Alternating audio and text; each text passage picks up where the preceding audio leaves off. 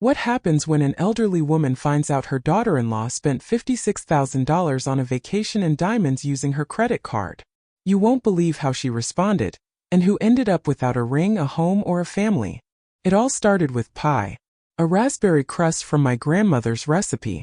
I got up at 6 in the morning, picked the berries, kneaded the dough, and put it all in my favorite ceramic mold, the same one my late husband brought back from Savannah. The oven was old and cranky, but I was good with it. It smelled all over the house. Even the cat came over to sniff it, though he usually ignores me as much as my family does. I just wanted to do something nice. You know, the kind of gesture where you hope that if you show you care, people will remember they have a heart. I took the pie to Amanda, my son's wife. A blonde with an expensive manicure and a look like the whole world should be serving her champagne. She opened the door without taking off her headphones. She looked at the pie like I'd handed her a pot of rotten cabbage. She just took it and that was it. No thank you. No, come in for a minute. The door slammed. Like a slap. All right. I smiled. I went home. I talked myself into thinking maybe she was just having a rough day. Although to be fair, when the hell had she ever had an easy day? The next day I went to check my wallet as usual. I don't know, it's a habit. I'm a senior citizen. I'm entitled to be a little paranoid. My credit card was in a certain pocket always. I prayed on it. This one's empty. First thought, I must have left it at the drugstore. Second thought, oh my God, I can't believe it. I called the bank. I waited on hold while a pleasant robot voice assured me that I was important to them. Oh yeah, sure. I was transferred to an operator. I introduced myself, explained that my card was missing. She asked when. I said yesterday. She pauses. A long pause. And then she says, your card had $56,274.87 in transactions yesterday. Jewelry purchases. Airfare. Hotel for two. Paris. Paris. This is where I sat down. Not out of surprise. It was anger. I live in a house with a leaky roof and a broken microwave. And someone went to Paris. With my money. Can you believe that? I got a ringing in my ears. Physically. It was like someone had set off a fire siren in my head. I clutched the phone, thanked him, hung it up, and sat there. For about 15 minutes. Just sat there. And then I realized, no, this isn't a mistake. It's a spit in the face. And the worst part is I knew who did it. An old woman's intuition is like Wi-Fi in church. It's weak, but sometimes it breaks through concrete. I could feel it was Amanda.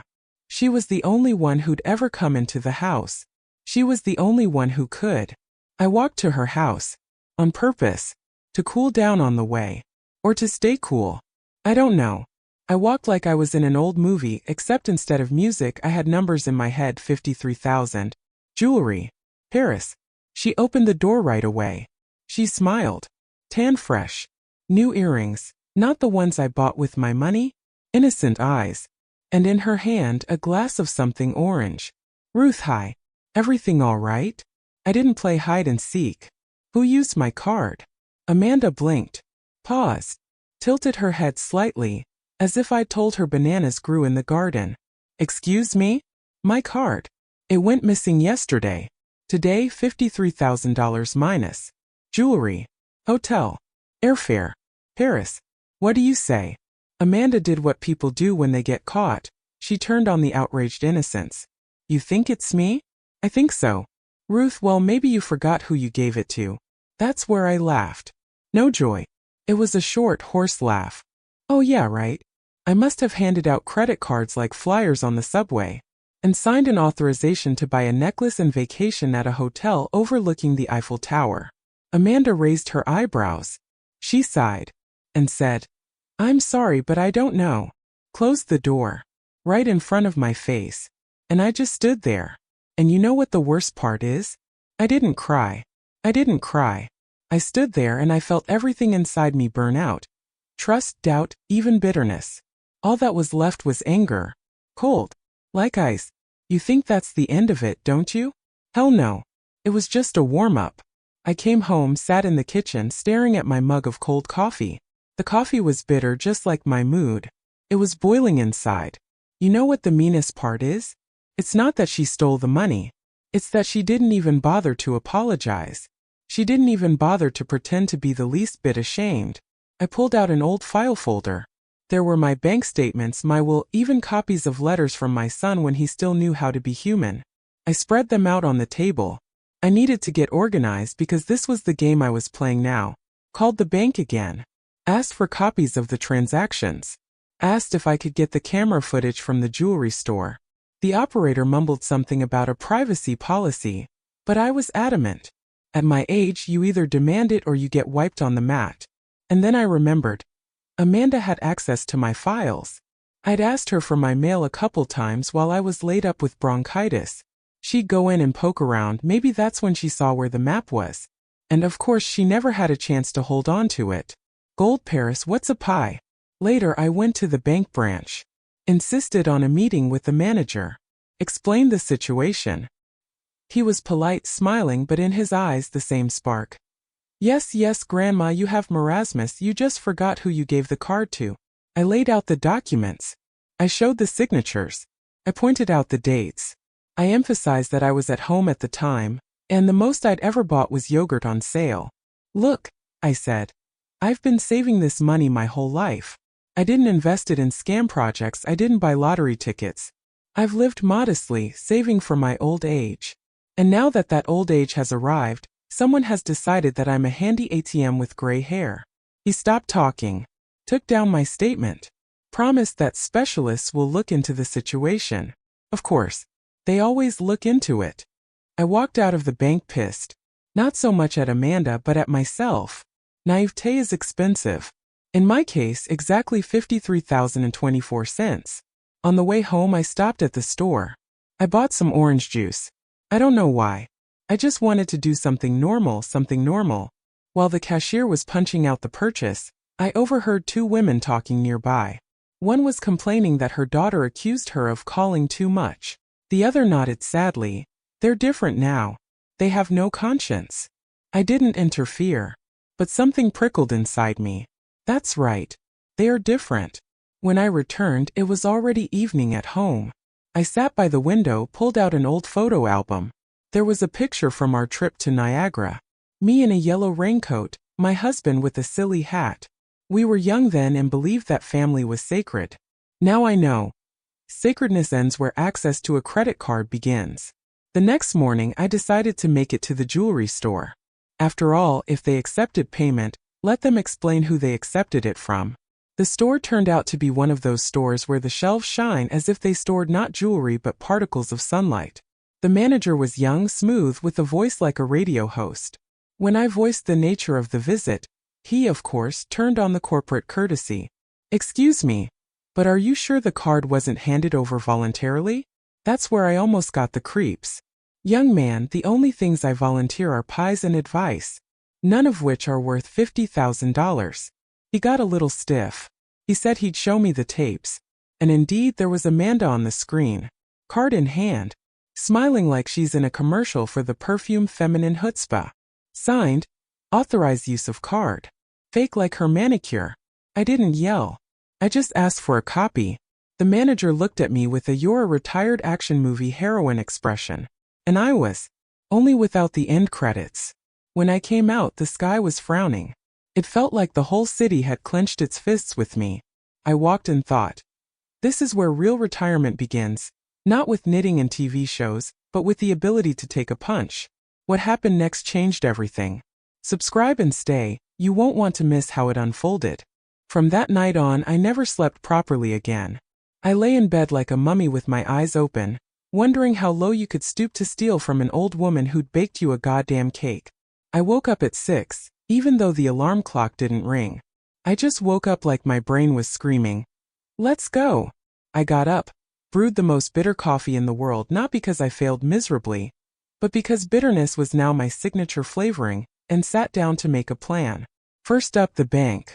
Yes, again. But this time not over the phone. I came in person with documents with a face that said, "You're not going to trample me today, boys." The manager was new young. Looked at me with an expression I already knew. A mixture of pity and condescension. As if I'd come to find out when the diaper discount would start, not with a financial crime. I laid everything out in front of him. My passport, my statement, a copy of my signature, my application. He nodded, made notes. And then he asked, "Are you sure you didn't authorize someone to use the card?" I swallowed.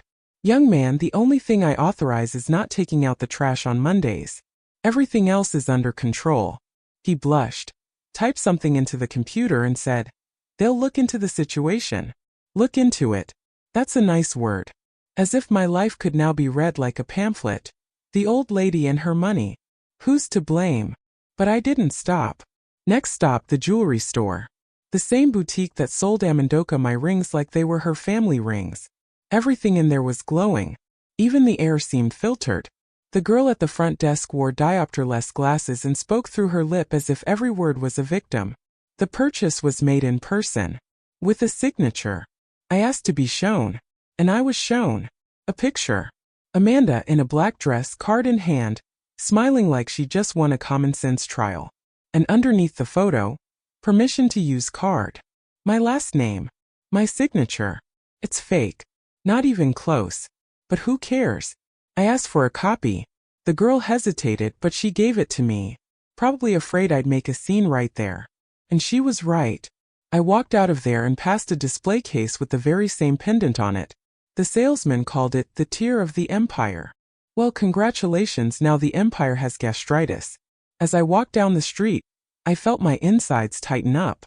And it wasn't even because the money was gone. It's that the person who did this isn't just a stranger. It's family.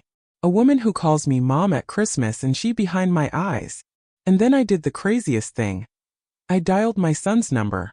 "Michael," I said when he finally answered. "We have a problem.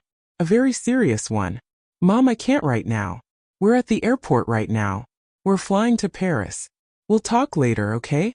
"Paris?" "Yeah. I told you. Amanda found a great vacation package. She said you..." He hesitated. "Well, that you agreed to help." I stopped talking. That's it. No theater. No ringing. Just betrayal framed as a vacation. Amanda said. Amanda made it up. And I'm just a blank slate. Background. A budget. Not a person. "Mom, are you okay?" He added. "Everything's great," I said. "Have a good flight." And I disconnected. I stood in the middle of the kitchen with the phone in my hand as if it had shot me in the chest. The air was thick.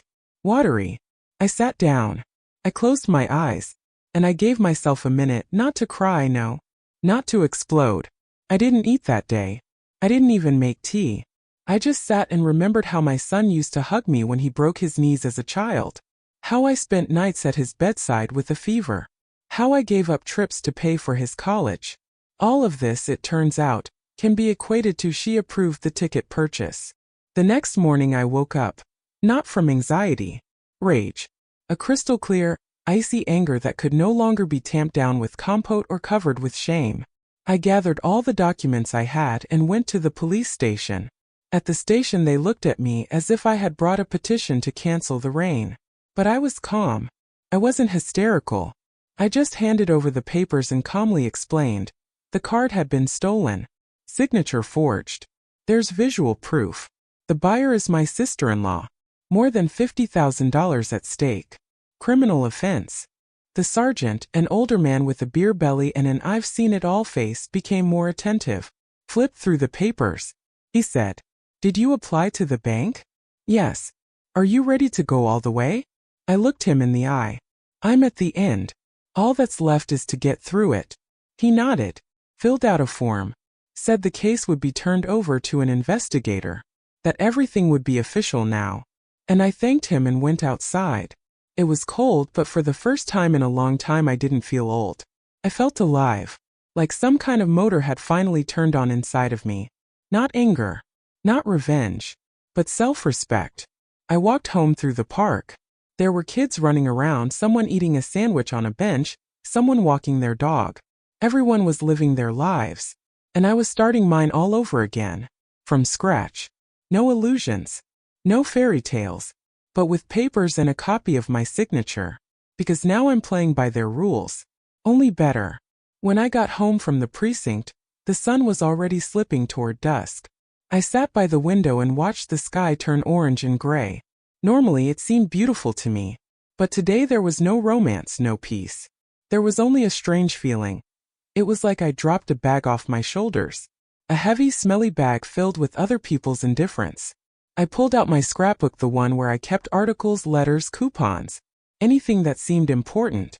There were congratulations from Michael in junior high, his diploma, even tickets from our trip to the circus. I spread them out in front of me and watched my life pass before me. And with each sheet it became clearer. I had spent so many years holding on to the image of a son who no longer existed. Then I did what I'd been putting off for years. I got out my will. Yes, I don't have millions, but I have a house, a retirement account, some insurance. It was all going to go to Michael. I always thought family was a circle that never breaks. But now I knew. A circle is a noose if you don't pull back in time. I sat down at my desk, picked up a pen and began to write. With the clarity of a surgeon. No hysterics. Coldly. Determined. The new beneficiary is a charity for financially abused women over 60. There is one. And let Amanda find out from the lawyer's letter, not from my mouth. Afterward, I called an old acquaintance, a lawyer with whom we'd been on good terms since my husband's day job. He listened. Silently. And then he said, "Ruth, you've finally done what you should have done a long time ago. Welcome to the club of those who are no longer comfortable." I smiled. For the first time in days. And I realized I really couldn't be broken anymore. And that evening I got a text. From Amanda. "You've got it all wrong. It was a gift. We wanted to surprise you. Don't make a tragedy out of it. We're family." You know what I said? I didn't say anything. I just put my phone on Do Not Disturb, made myself some chamomile tea, and sat down to reread the contract with the lawyer. There, between the lines, was the most important thing. I got myself back. The next morning I woke up surprisingly calm. For the first time in a long time I didn't dream about the numbers in my bank account or my son's empty eyes. I brewed strong black tea, put on a warm sweater. Not the one my grandchildren had given me, by the way. They forgot my birthday for the second year in a row, but the one I had knitted myself last fall. And I sat down at the table. In front of me was a stack of papers neatly laid out. A copy of the will, a statement to the police, a bank statement, photos from the boutique. Everything was in place. But most importantly, it was inside. Confidence. I wasn't going to get revenge on anyone. That would be too easy. I just wasn't going to keep quiet anymore. And if anyone thought I would be confused or shy about family scandals, they clearly didn't know what a woman who had been taught to be quiet all her life was capable of. At lunchtime I got a call from social services. They already had a report from the bank's suspicion of fraud. I confirmed the details and the woman on the other end of the line said, "Thank you, Mrs. Harper. We have reason to believe the case will be referred to the Crown Prosecution Service." I thanked her and hung up, not with a trembling hand. Calm. And then I stepped out onto the porch, breathed in the cool air and realized I'd done the right thing. Even if they never call me again. Even if they never apologize. Even if I'm alone. Because I'm with me now. And believe me, that's a lot safer than being with someone who's only with you for the credit card. This is the climax. Everything you've been waiting for is right here. Subscribe now to see the hero put everyone in their place. When Amanda did knock on my door, I had tweezers and a cactus in my hands. Seriously. I was transplanting it because in this life, unlike some of its relatives, it's somehow holding on to its roots. I didn't immediately recognize her voice. It was soft, almost guilty. But I've learned one thing. Softness in people like her is just packaging for a new manipulation. "Ruth, can I talk to you?" I put the cactus down silently. I don't know why I opened the door in the first place. I guess I just wanted to look her in the eye and make sure it was really empty. "You do realize," she began, "that this is all a misunderstanding. We just wanted to surprise you. Paris jewelry, everything for you. You just didn't wait." I raised my hand. "Stop it. Before you say something you won't feel comfortable remembering." Amanda froze. Then she took a breath and pulled a piece of paper out of her purse. "I'm not kidding. Paper. A printed sheet of paper with some clauses on it. A contract? A rescue plan? Black humor? I brought a proposal. We can work it out. No fuss. Noisy? Honey, you probably still have the sound of your conscience falling off in your head. That's not noise. It's consequences. We're a family. That's when I sat down in the chair. Because if I'm gonna argue, I'm gonna argue in comfort. Family? The one that steals and lies and then pretends to care about a $12,000 pendant? Are you sure you even know what that word means? She didn't say anything. I filed a police report. The bank. Social services. My lawyer has already prepared a countersuit. I'm not just mom anymore. I'm a person who will no longer sit quietly. We can talk about this. It's hard for you to be alone. Alone but with respect. Better than in a crowd where I'm just a card number and a foil pie. She left, of course. With you didn't understand our good guy Lie's eyes. And I stayed. Not angry. Not defeated. Just alive. But the story didn't end there. 3 days later I got a call from the fraud squad. The man's voice was tired but businesslike. Mrs. Harper? We've received the videotape from the boutique you mentioned. Indeed, the tape confirms that the card was used by your sister-in-law. Without your personal involvement. I confirmed that the signature was forged. I sent more samples. And I got a short, "We'll notify you." But even that sounded like music. The next morning, I got a call from Amanda's lawyer. "No, good afternoon. Mrs. Harper, we want to resolve this incident peacefully. Without involving the police. With compensation." I took a sip of tea and asked, "Compensation? Where was that compensation when I was made a fool of from morning till night?" He fell silent. I heard the pen click in his fingers. It was as if he realized there was more than just peppermint tea behind this grandmother. "We're offering $15,000 and a dismissal. That's generous considering." Generous? It's half the price of the bracelet she picked out. I'm not bargaining. I'm telling the truth. If you have a problem with that, welcome to court. And I hung up. No anger. Just confidence. Then my son came. Not right away. He waited a long time. Probably hoping the storm would blow over on its own. But when he realized it wasn't a storm but an earthquake, he came. Standing on the doorstep like a child caught stealing. "Mom, let's talk." "It's late. I didn't know it would go this far. It went to a place where you didn't even try to stop. I was in between. You were near her. And far away from me. That's where you were." He sat down. He cradled his hands in his hands. And suddenly he cried. Probably the first time since his father died. "I didn't want to lose you. You lost me the moment you let her use my name and my card and my kindness. Not now. Then." We sat in silence. For a long time. I didn't hug him. I didn't stroke his head. He was an adult. And I didn't need to be his comfort anymore. "You can come back. But not as a son who's forgiven. But as a man who's willing to listen." He nodded. The tears flowed. But for the first time I believed they were real. But it wasn't the end yet. The real ending was still waiting at the door. And it came unexpectedly. Friday morning I received a registered letter. The sender's address was the district attorney's office. Inside was an official notice. The case had been accepted for review. Warrants had been issued to question the suspect. And the crime of signature forgery and illegal use of a means of payment had been confirmed. I read it 3 times. Not because of doubt, because of a sense of something new. It wasn't revenge. It was a confession. My word matters. My truth is not garbage. My signature is not nothing. An hour later the call came. This time from a jewelry boutique. They apologized. Very politely. Promised to cooperate with the investigation. They even offered to return part of the sum as a reputational goodwill gesture. I thanked them. Not even ironically. But because at that moment I finally felt that I had the situation in my hands. And then something happened that I didn't expect.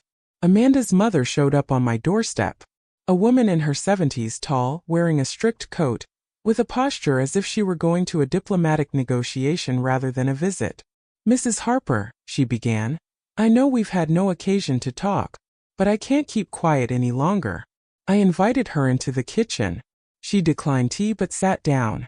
She was silent for a long time. Then she exhaled. I warned Amanda that life wasn't all expensive things and successful marriages. But she wouldn't listen. And now I see you were right. About everything. "It's a little late for support," I said without rebuke, just as I was. "I know. But maybe not too late for you to feel that not everyone around you is blind." It was a strange moment. Very human. No formalities. No how do you feel. Just the look of a woman who's been through a lot too. After she left, I thought for a long time. Did all this really happen? Am I the one who was on the edge and now sits at her desk, with a letter from the district attorney in one hand and a sense of dignity in the other? When it got dark outside my window, I turned on the light, pulled out my old notebook, and wrote down one line. My family didn't fall apart when I was betrayed. It was when I stopped believing it was important. Today I matter again. To myself. And that was enough. A week later, I received my first summons for a hearing. Nothing dramatic. Just a piece of paper in an envelope. But in my hands it weighed a ton. Not because it was scary, but because it was a milestone. You don't back down from here. I put on a navy blue jacket. The one I'd once worn to a job interview when I was applying for accounting jobs in the 80s. It still fit both in size and in spirit. Stubborn, time-tested. Like me. The trial was scheduled for the middle of the month. I had everything ready. Documents, transcripts, copies of statements. It was all in a yellow folder labeled Finance. It's funny how easy it is to organize something that has destroyed your faith in people. As I walked down the court corridor, people parted. Not out of fear. Out of respect. Or maybe out of curiosity. Either way, no one saw me anymore as a convenient grandmother who could be outplayed with a nice smile. Amanda's lawyer tried to stall. Pausing, citing miscommunication. Emotional vulnerability. But the judge looked at him like a man who brought a circus act into the audience. When I was invited to speak, I stood up calmly, clearly, and said everything. No anger. No theater. Just the facts. And in every line, my life. My pain. My voice. After the meeting, a reporter from the local newspaper came up to me. Asked if I could do an interview. I declined. Not because I was afraid, but because I didn't want my story to be sensationalized. It wasn't sensationalism. It was growing up in my old age. I came home that night. I took off my jacket. I made tea. And for the first time in months, I allowed myself to just do nothing. Just be. A couple of days later, the official notice came. The court had ordered me to pay full damages and ruled Amanda's actions fraudulent. It also began the process of verifying other transactions previously made from my accounts. That meant one thing. The consequences were just beginning. But they weren't mine anymore. They were theirs. I sat by the window watching spring enter the city. Slowly, unhurriedly. And I thought, after all, everything is right. Sometimes to grow you have to collapse first. And then to get up. Without other people's hands. Without other people's words. And now everyone who once thought I was just an old woman knows. I'm a fucking bastion. And I'm not falling apart.